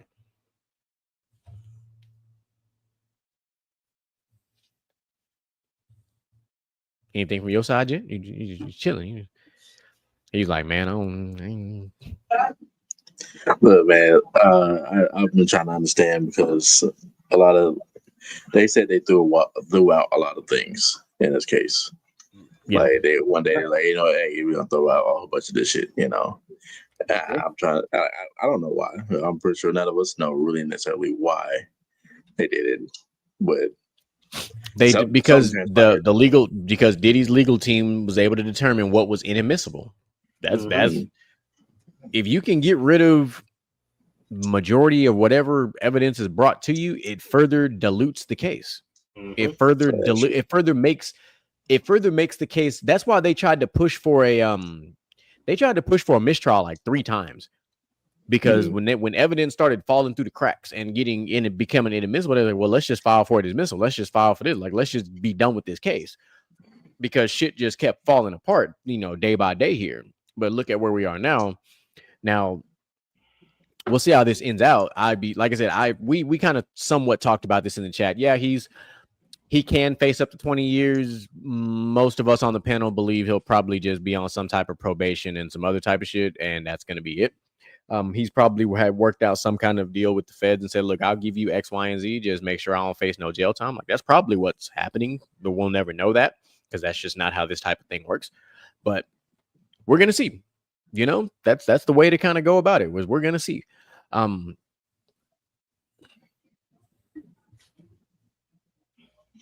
Shit about to hit the fan. That's all I know. Not just that DJ shit. Michael B look like he want to cook on something. He right. You look heated. You look like he look heated. I'm not heated. I'm perplexed. Annoyed. Not even perplexed or annoyed. I just not because good word. I know a lot of people on here is going to try and cook me tomorrow because they're going to feel like I sided with Diddy with whatever I said. But at the end of the day, you got to look at shit objectively, and most of these statements by other people in this case acquitted Diddy from forceful acts. These were text messages sent by people who were on trial. This is what I talk about when the court of public opinion comes into play and says this person is guilty of doing this, and this. Right? Granted, let's take it back to the 90s. All right, Mr. GQ, let's take it back to the 90s. Bring it back. Let's take it back to the 90s. Outlaw, let's take it back to the 90s. Mr. Jet, his ass young. He just gotta he gotta sit down and buckle in for the ride. Yeah, nigga, you young. Shut up. Okay. You acting like you only like 2 years younger than us. No, nigga. I know your age. Okay, so I didn't say not to think. All right, so you didn't watch the original Power Rangers. We did. Facts. Yeah, this nigga came in when they was they was in space. Nah, it wasn't that late. Nah, I ain't gonna let you do that. What was he, Lost Galaxy? Shut up. Probably Stronger Than Before. Go Zio. He came in around. I was just about to say it was probably Power Rangers Zio. You read my manga. That's what I was thinking. Yeah, probably around Power Rangers Zio. And if it's not Power Rangers Zio, then it was definitely Shift Into Turbo. I was gonna say probably Turbo when the niggas had cars. Probably Turbo did. Yeah, he didn't have the dinosaurs. He had the cars. Yeah, oh Lord, not the dinosaurs. Oh Lord. Look, man, there's gonna be a lot of people that's against me on this thing, but listen, let's I don't really want to break down and go into deep detail about everything going on. But here's the thing, man. Look, substantial evidence is required in law to prove somebody's guilt. Okay, nobody that is going against Diddy could provide substantial evidence of anything outside of moving somebody through state lines for for the purposes of prostitution, right? So that's one thing in itself. Everybody else out here is saying Diddy's guilty of this, Diddy's guilty of that. We've talked about it over and over again. Mr. GQ, you know, we talked about this over and over again. 100%. I am listening. I'm going over something just to prepare. The court of public opinion cannot say somebody is guilty, but the evidence has to say somebody is guilty. I know. Look, man, I'm not saying this man is innocent, Moo. I'm not. You know, I'm not saying this man is innocent. But there's a lot of evidence, and people are going to feel however they want to feel. There's a lot of evidence that came out during this case that says this man is innocent too. And people don't want to admit it. Obviously, there's a lot of evidence to say this man is guilty. But there's way more evidence between Cassie and Kid Cudi and all these people saying that, nope, Diddy didn't do none of that. He didn't try to force nobody to do nothing. He's innocent. They signed off on this, and this. They wanted to do this, and this, right? There's a lot of evidence of that, but not a lot of evidence of force to do things these people didn't want to do. That's the main thing in this case. And I am not saying I don't feel sad for victims or I don't feel like Diddy did it. But on the flip side, that's what the courts look at. And if that's what the courts look at, Cassie consented, Kid Cudi consented. A lot of these guys, whether you go to Genuine, Usher, they consented a lot of this shit. Even though they were young and didn't want to do it, they consented a lot of it. Yeah. So when you hear it, after they grew up, but at the time they wanted to do it. Right. But a lot of their responses, see, and that's the other part of it. A lot of their responses are saying they're going to do it. And so they can't hold it against Diddy in the court of law because they want to do it, because they're sitting here like, well, I didn't want to do it. It was like, but we're reading these text messages and these messages going back and forth, and you're consenting and wanting to do it because what Kevin Hart say? That's the price of fame. Yep. Y'all they wanted to do it. Like, I just want y'all to know I that. I hate to say it like that, but that's DJ really Michael what it B comes down to. He just went on his own real talk just now. I just want y'all to know that was beautiful. It was beautiful. Well, that was, because he's right. Yeah, right? He's not wrong. That's why I'm gonna let him cook, because he was that cast iron gonna be hot for about 3 days now. Like I said, they may not have wanted, because motherfuckers get older and to start to be, have epiphanies and shit and have new walks of life and shit like that. That doesn't mean that you weren't a dickhead back in the day. You know what I mean? That doesn't absolve you from your mistakes or the dumb shit that you used to do back in the day. 100%. So it's like, yeah, of course, y'all may have grown up and been thinking about it like, damn, I did some disgusting ass shit back in the day. Yeah, you fucking did. But you did it. And there's text messages saying that you consented to doing it and wanted to do it more. That's the whole thing about it. That's what and back then you would have done it more to gain even more fame. Exactly, which they did. That's what people are That's what people are losing it, right? Yeah, like if the nigga was sitting up there texting y'all gunpoint, telling you if I'm going fucking off your parents or some shit if you don't come participate in freak offs, then he would be guilty of something. But the fact that y'all were literally in text messages. And this is the reason why his lawyers are fucking geniuses, right? Because they brought in the records, they brought in all the receipts. Now there's record of you motherfuckers sitting there asking him when the next one is, willing participants. You can't sit up there and say that you're a victim when you willingly participated and we're trying to check when the next one was. It's not how that works. That's why he was found innocent of a lot of this shit and why a lot of this shit was thrown out. Right. And more importantly, he was found innocent in racketeering because that's what racketeering is, bribery. But bruh, you're not sitting there saying, I don't want to do it. And Diddy's sitting there like, well, if you don't do it, I'm not going to pay you this, and that. And I'm not going to do this, and that. No, that's not even a thing in these messages. The message was like, all right, yeah, let's do it. Let's do this. Let's do this. Let's do this. Let's do this. Because the price of fame, you want to be famous, you want to be known, and that's the price you paid. You can't sue because Diddy told you the price of fame was this, and you accepted to do this, and this to get the price of fame. You can't sue. You agreed to do it. But now you don't like it because you got to right, and now you don't like it because now you were thirsty for being rich, and now you got to sit there and live with your own guilt for doing it. And it's like, I don't agree with what Diddy did, but what I can agree with is all these people saying, okay, I'm gonna do this, and this, and Diddy getting off for it because he gave you options and you opted to take the option to do it. It ain't like Diddy held a gun to somebody here and said, nah, bitch, you got to do what I said or I'm gonna shoot you. He didn't do that.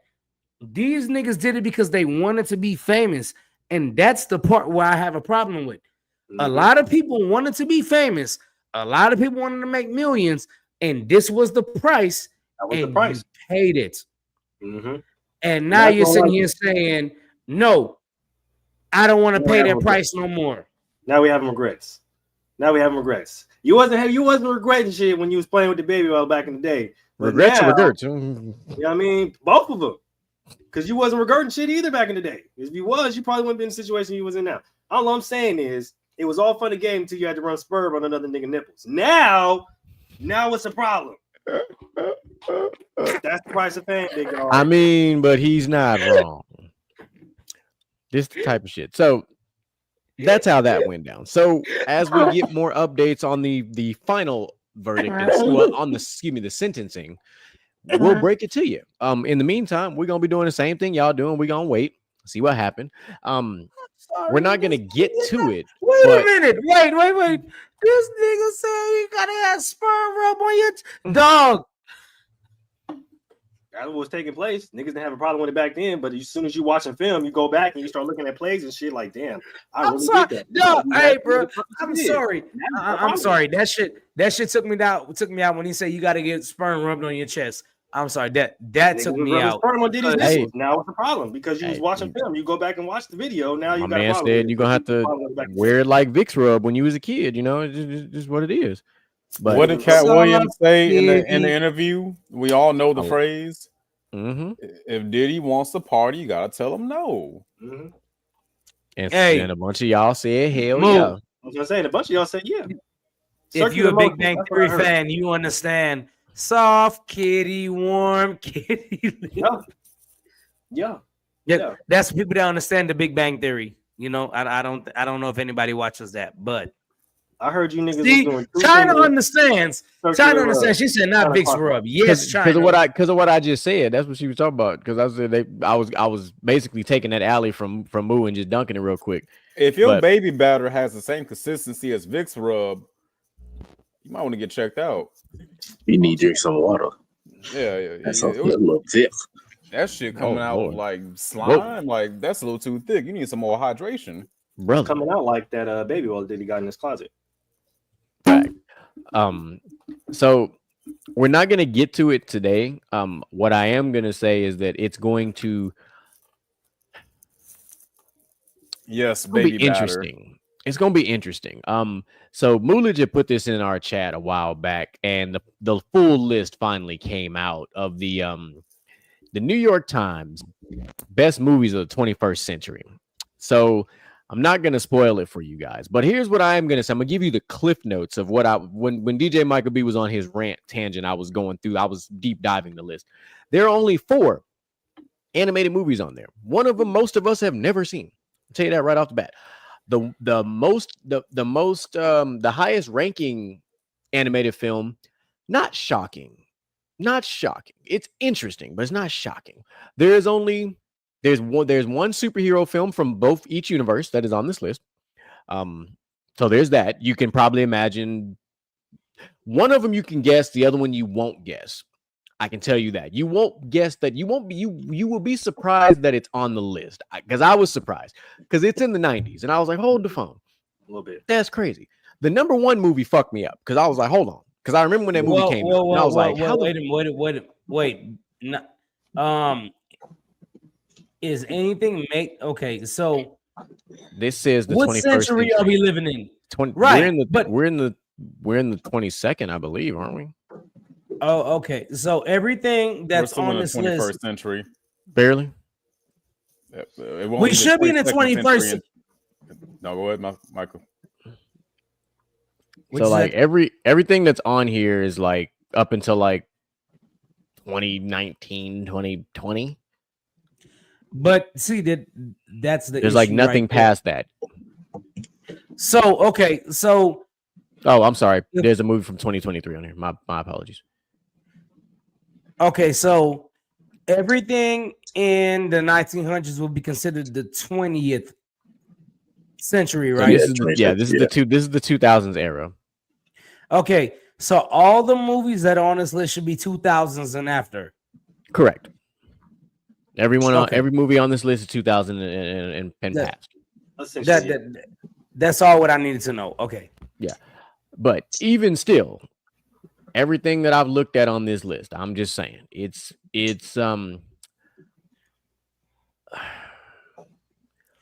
needless to say, part of this ties into our childhood very well. Because I'll tell you right now, Quentin Tarantino made this list more than anybody else. I'll tell you that. And there's a reason for that. Because if you know anything about Quentin Tarantino, he is a legend. So he made this list more than anybody else. Just off of first glance, it also looks like Leonardo DiCaprio made this list more than any other actor. It also looks like that. Now, because I think can you name a bad Leo movie? I'm just gonna be honest. No, but I am. I looked movies that I saw that they included for him was cool, and we're gonna talk about it because there's one that I would take over the other, like anytime 10 out of 10 times.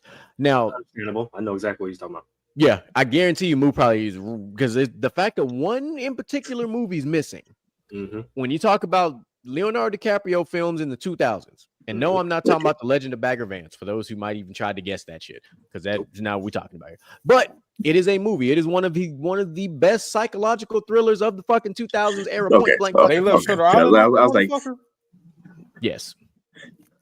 They left off Shutter Island, man. We goddamn amateurs. See how everybody knew what I was talking about with the context? I was like, okay. The proper context clue. I had two movies in my mind, but then you said that. I was like, okay, yeah, okay. But the crazy thing, I'm telling you, when I reveal to you what number 1 is, you are going to either be like, what the fuck, or you're gonna be like, what the fuck, because I disagree with number 1 wholeheartedly. Like, I didn't even think. I actually thought the movie was kind of overrated, but like I watched the movie. I think I've seen it 3 times. What is it? I can't tell you yet. We're gonna do a whole episode on it. It's worth an episode. It's actually worth a 2-part episode, if I'm being honest. He's not lying. Real quick, it's worth a 2-part episode. But number 1, number 1 came out pre-COVID. Yeah, and it's not an American film. That should be all the clues that you should already know what it is by me saying those 2 things. Big fact. Shutter Island fucked everybody up. Oh, China, please don't tell me that's your favorite movie. We're going to have to box. Because that is definitely that. Man, New York Times make a fucking account. I ain't fucking doing all that. Well, I didn't make an account, but somehow I'm able to, because I have it opened up on my browser. Maybe that's why too. Because I can see the whole list. But yeah.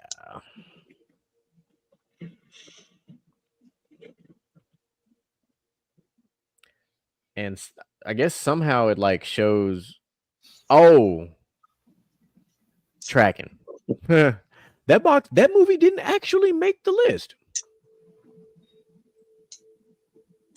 Train to Go. Lord have mercy. TTG. I'm TTG. That's crazy. Yeah, okay. Yeah, but needless to say, this is going to, ladies and gentlemen, this is not going to be a round of 32. I'll tell you that right now, because there's 100 fucking movies on this list. But it's going to at least be a 2-part episode, possibly 3, but 2 for sure. And yeah, some of these movies we've either forgotten about, and I'm curious what the criteria was. How the fuck is that number 1? Exactly. So when Moose sent that, when Moose sent it at first, I could only see 100 through like I think 85. I couldn't even see the rest. But when I opened it up on the browser, I was able to see 100 all the way to 1, and I was like, "Hold the fucking phone!" But you see how pissed off you got? You made the same reaction I did. To be completely honest, I've seen it and it's cool, but it's overrated. To be honest, the top 5 is not good. Hold on now, no, because like number 3 on that list is one of my favorite movies. I'm not saying it's bad. I'm saying if you look at the top 5, number 3 is probably the one movie that belongs. It belongs in the top 10. I'm not going to be disrespectful. 5 is also a good one. I'd say 5 is up there. Yeah, but we're talking about 100 films. Mm-hmm. We're talking about 100 films. I don't know if I put 100 films together if it's gonna make my top 5. Both of them. I highly doubt it. I mean, it wouldn't make one of them would make my top 10. That's what you see what I'm saying? Like they're not top 5. They're not truly top 5. But the thing is, this is a subjective list because if we all put our top 100s together, it's gonna look vastly different. Most of ours probably gonna have a bunch of fucking Marvel and DC movies in it. I'm gonna have a bunch of Disney movies. I'm gonna have some Disney movies. I'm gonna have like some thrillers. I'm gonna have all kind of shit going on. Animated DC. Yeah. Need that. It's now I am 100% pleasantly surprised by number 8, and I'm glad that it's there. I just looked at number 8, like low key. The respect of that, I was like, I fucked with that. Like I'm glad I said the same thing. I'm glad that it made it. I'm glad that it made it. Yeah, I can see. I'm glad it made it too. I'm gonna say something else. I'm glad made it. Number 9, right after it, is actually a really fucking good movie. Come on, facts. Come on, and absolutely. It's an underrated performance from an incredible comedic actor that you would never. Yeah, we got to talk about this one. Yeah, that's what I'm saying. We're gonna expect. Yes, and my favorite Quentin Tarantino film of all time made it at number 14. So I'm already, I was like, all right, that is my, for those who know, I am a big Quentin Tarantino guy. That at number 14 is my all-time favorite Quentin Tarantino film, followed by this other one that is not on this list that would make my 100. It didn't make their 100, probably because it's a little too raunchy for these folks, because it says the N-word too much, probably. That'd be my guess. Even though number 14 says the N-word a lot too, and I'm talking about Nazis. Talking about, yeah, we can't. See what I did there? Like that double entendre? That was cold. There's some good movies to talk about. Yeah. We got some things to talk about. I enjoy number 16 because it's a nostalgic touch. Like, if you know, you know. Like, I was in middle school when this movie came out, number 16. So I was like, oh yeah, I can get down with that. Number 16 is legendary. Literally legendary. Like literally legendary. It laid the groundwork for so many films after it. Yeah, it's different. It's different. Yeah. Now we'll talk about it. Yeah. Now number 17 making the top 20 could have made the top 10 depending on who was putting this together. Not for my sake, but for those who, like, because people still talk about that movie in 2025. So that movie now, here's the thing. Mind you, this movie came out in 05. If this movie came out in 2025, it would have been in the top 5. It holds weight, unfortunately. It holds weight. As much as people probably don't want it to, it holds weight. But it does. And you don't have to like it, but it holds weight. But that's another guy. I think, damn, he might be the second most recurring actor on this list. Because he pops up twice in the top 20. Yeah. Because he popped up at number 19 too. And that was actually a really good movie. Number 19. Is that true? Yeah, number 19 was solid. Let me here. Let me put. I'm gonna put this. I'm gonna put it in the chat for you, China. Don't worry, I got you. I didn't. I wasn't ignoring you. We're just laying some groundwork here before we go to our closing thoughts. I just realized that Micah completely just went off screen there. It must be the internet out in the neck of the woods. Yeah. Like, yeah. Needless to say, I need y'all to do some homework, please, because it's going down next week. Most definitely. For the next 2 weeks. We might need Mel because Mel probably seen a bunch of these movies too and probably understand. Yeah, we're gonna need we're gonna need a solid panel for this. Most definitely.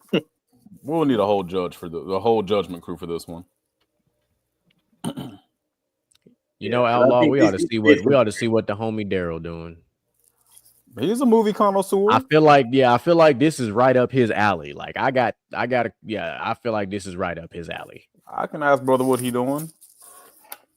So because of how these things typically go, I think this is going to end up being a 3-parter.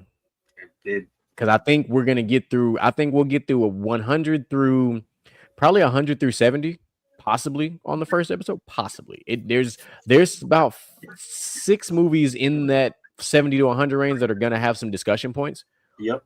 We're going to breeze through a good chunk of them, especially in the 90s, because it's really only 4. No, I lied. 5. There's 5 movies in the 90s that 100% are going to have conversation. They're going to be maybe a 6, but 5 for sure. Because one of them is being disrespected. It should not be in the 90s. One of them is way too low. Way too low. Like when we talk about iconic films, the way we talked about one of these other ones, this particular one, and I'm just going to say it's number 92 for those who are looking at the list. Number 92 should be in the top 20. At least. Point blank, period. And if you don't think it belongs in the top 20, you can't tell me you're a movie person. You just can't. I'm sorry. Number 92 has no business being number 92. It should be in the top 20. Go back and we're watch talking about 100 across from 2020 to now. From 2000 to now. There's no way. No way number 92 does not make the top 20. Sorry. They did a remake of this movie. And we didn't want the remake because the original is so good. Sure didn't. Like that movie could have stayed right where it was at. We don't need a remake. This movie's great where it was at. Now, granted, I'm gonna watch it because it's got the homie that I can't say. I don't want to spoil it, but it's got a very iconic actor in the remake, so I got to watch it for that reason. I've been rewatching a lot of his films because he's one of the greatest actors of all time. But shockingly enough, though, George Clooney's not on this list a lot. It's crazy. I only saw him like 3 times. It's crazy. Yeah, I saw him 3 times, and obviously 2 of them make perfect sense because he's in 2 very iconic. Same with Tom Cruise. Tom Cruise on this list once. I'm gonna say some controversial shit, but Tom Cruise ain't that great of an actor. Is it once? And listen, that's fine. That's fine. However, that's not crazy to say though. Listen, you can say what you will about him as an actor, but he has been in some very good films.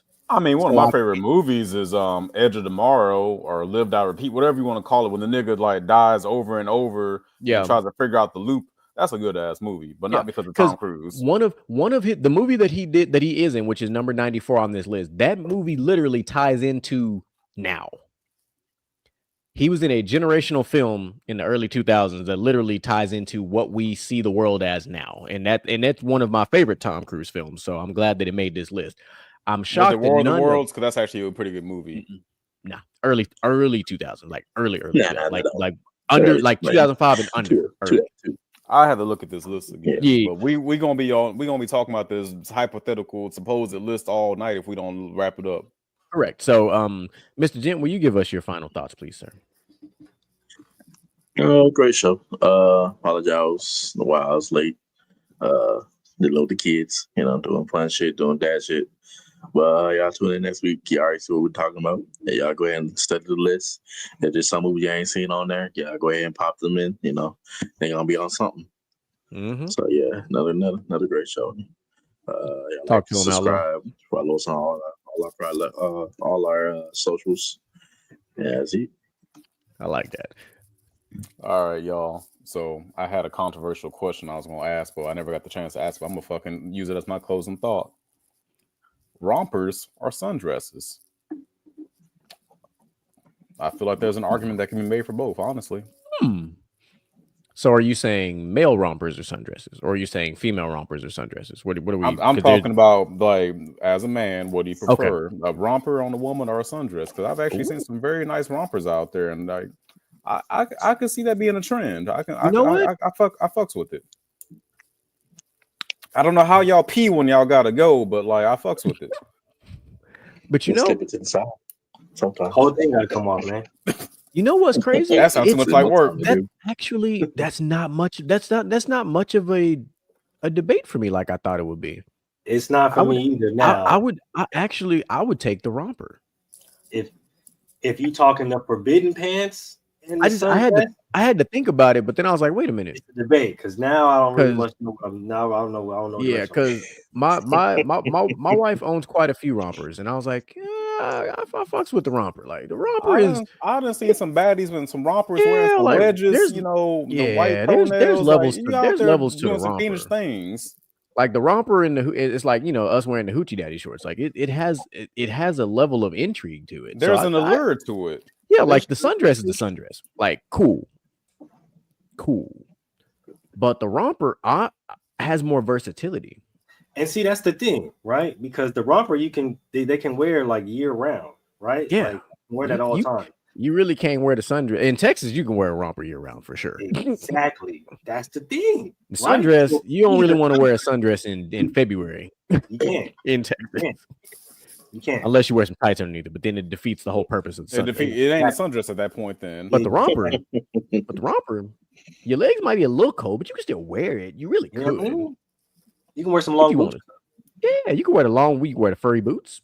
Do some shit with them. I'm just saying. Yeah, but that's a very good. That is a debate. That is a worthy debate. It's a solid. I told you it was a controversial question. Y'all over there thinking the gears is running and shit. Yeah. Well, it wasn't necessarily the gears for me. It was the photo ops because I was thinking about because I've seen my wife in both, so I was like, which one of them do I like more? I was like, photos start passing by. I just started swiping. I was like, definitely, motherfucker look like Tony Stark. Yeah. Oh yeah, I was going through memory. Yeah. But I like it. So talk to us, Mooley. What you got?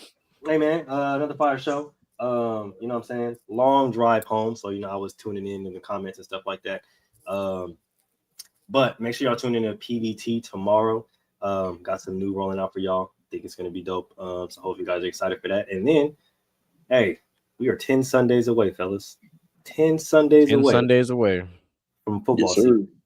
Okay, which means inside the huddle, off in my team. We going up, man. We are back. Let's go ahead and get to it. We talking that ish. So make sure you guys tune in on Friday, and I'm gonna see y'all then. Peace. You already know what that means. That means 10 Sundays. That means there's a good chance that Mr. GQ popping up a couple of times on the ish tip because it's that time. It's my time. It's my time. But anyway, I digress. So I'm still looking at this top 100. So I'm gonna leave it at number 85 because number 85 is in my headliner because it says the Anchorman, and somehow Anchorman made this list at number 85. That's my one little spoiler for you. But I'm glad we were able to do this show. This was a lot more in line with what a normal Gentleman's Talk Wednesday looks like. We've been doing a lot of specialty shows for the last month, but shows like tonight are really what we like to do. So when social media decides to drop a bunch of random ass stories in our lap like that, it just makes for a great show. And it was fun. A lot of different perspectives, a lot of different conversations to be had. There's even a story we didn't get to talk about that it's actually controversial. And I wish we could have got to it, but we'd be on this motherfucker for another hour. But we're going to talk about it because I do want to get everybody's thoughts on it because Outlaw posted it. I read it and I read the whole thing and I was like, this is different. Yep. It's like an Airbnb on steroids, but that's not here. But anyway, tune in next week. We are going to start part 1 of the 100 best movies of the 21st century, according to the New York Times. So we're going to deep dive that list. We're going to break that list down. We're going to bring you a panel of more than just the Infinity Gauntlet. We're going to try to get 8, maybe 9 on the screen. We got some work to do. But here's what we're going to do afterwards. When we're done breaking this list down, we're going to go to the drawing board. This is the whiteboard. Since it's to use what Moo said earlier, we're 10 Sundays away. We're going to go to our draft board and we are going to compile a gentleman's talk. Top 100 films of the 21st century. Yeah, I said it. We gonna do it ourselves. We are gonna construct a list of 100 movies on our own, and then we're gonna compare it to the New York Times 100, and we're gonna let y'all figure out what you like, what you don't like, and that's what we're gonna do. That sounds like a good old time, but we're gonna break it down like the NFL does the top 100 players. So it's gonna be a couple episodes. We're gonna do like 100 to like 85, 80. We're gonna do it in probably sets of 15. That's probably gonna cover a good set of shows. Hard it don't matter. Listen, it's not gonna be a bracket. We're gonna do it. Really. So we're gonna do it together. All right.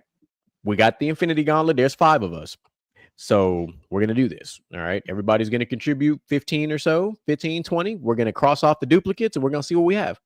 And then from there, we're going to start ranking them. I think, and not randomized. We're going to legitimately rank them. I feel like the more duplicate it has, the higher it should be. So. We're gonna have at least 15 duplicate movies. We all think alike. At least 15 are going to be duplicates. We think too much alike. This is basically what we're going to be doing all of fucking July at this point. Yes. There ain't nothing else to do in July. Oh, speaking of, we had to do that. I'm sorry. We almost forgot about that. I got to get this out. Everybody be safe on the 4th of July. Keep all your digits. Don't blow your fingers, toes, nose, none of that shit off. Enjoy the fireworks if you're into that kind of thing. If you're going to work, enjoy. If you're going to go drink and do all the fun stuff that people do on 4th of July, please don't get behind the wheel. That includes 4-wheelers, ATVs, anything with wheels. Don't even get behind your goddamn motorized scooter. All right? Don't subtract from the population. And if you're out here being reckless, please don't add to the population because we don't need that. All right. Let's just not do that. So let's recap. Don't lose fingers. Don't Correct. Lose your life. Mm-hmm. Don't bring more life into the universe. And don't take life out of the universe. And drink responsibly. Correct. All the above. We call that a safety brief in my other job.